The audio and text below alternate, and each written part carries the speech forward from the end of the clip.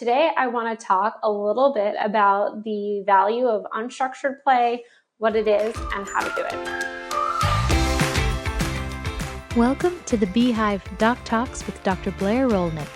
As a pediatrician and mother herself, Dr. Rolnick is here to answer your most pressing parenting questions and guide you through the tough spots.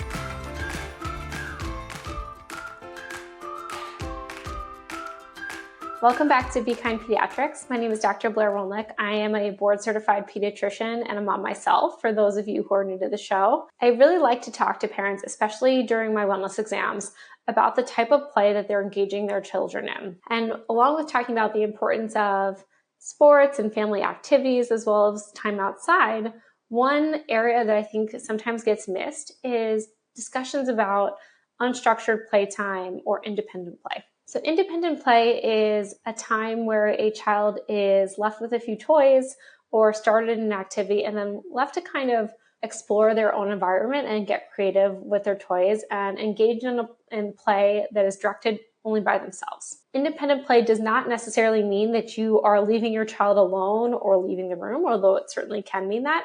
But you can even be in the room with your child while they're playing independently.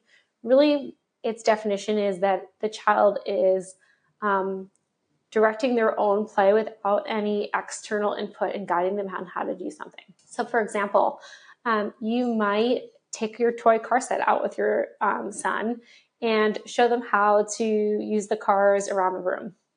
And that would be an engaging play or co-playing.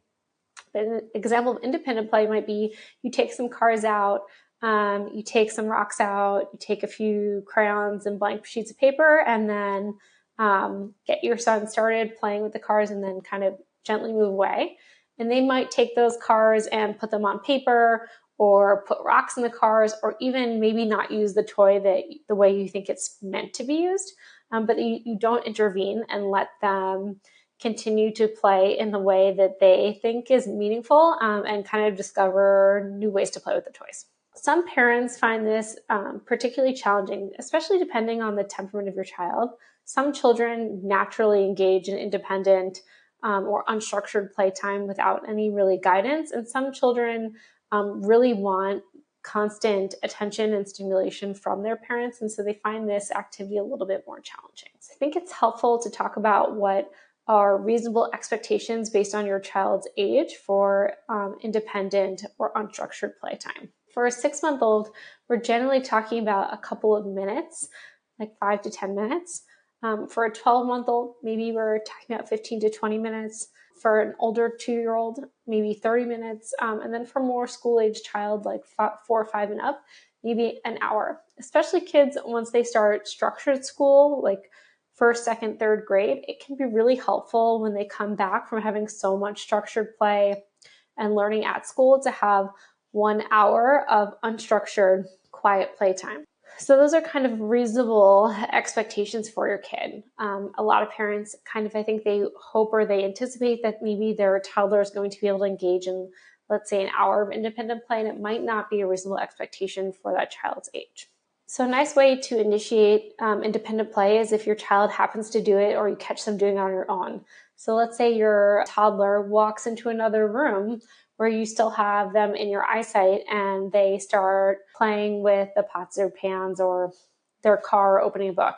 Letting them stay in that room for a couple seconds without following them into it is a great time to start letting them play independently on their own.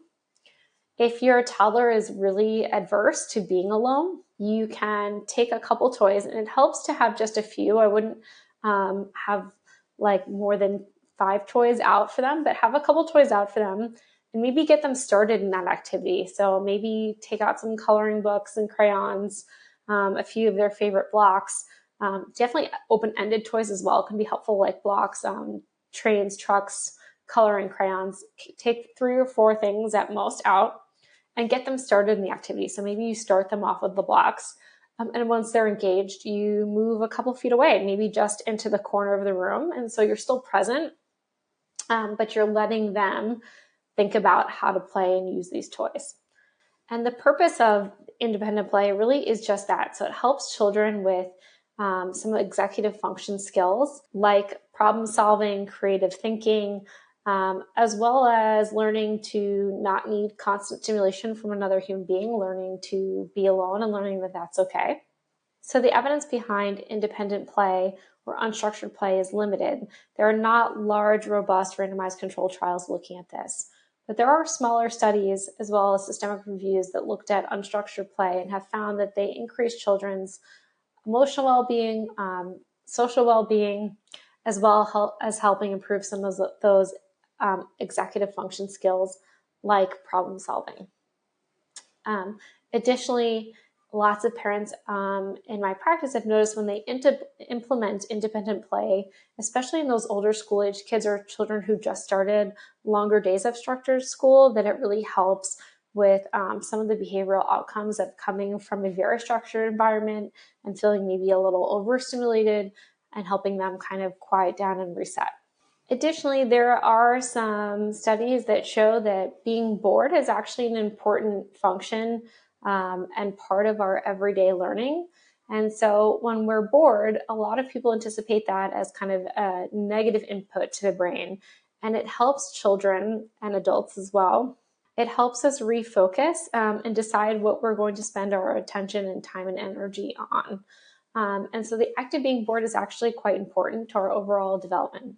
Additionally, when you are kind of deciding for children what kind of structured sports and activities are in, we don't always give them the ability to decide what they are interested in or naturally maybe they feel like they're better at. And so allowing them to have some of this unstructured time helps make those decisions and allows them to shift their attention into things that they either enjoy or feel that they're naturally inclined to do. So let's get back to how to maybe implement some unstructured playtime in your day. So for little ones, again, those kids who are less than school age, you probably want to mix it into an activity or playtime while you're in the room with them. You can provide for the older kids graduating to maybe leaving the room for a little bit. And if they are a child that wants a lot of attention or stimulation from their parent, you can give them vocal reassurance that you're there, but try not to physically run back into the room every time they call you, and try to use those age-appropriate windows as a guidance for when is an appropriate time to come back into the room and play with your child. So again, for those little ones, maybe setting up a couple activities and being present in the room.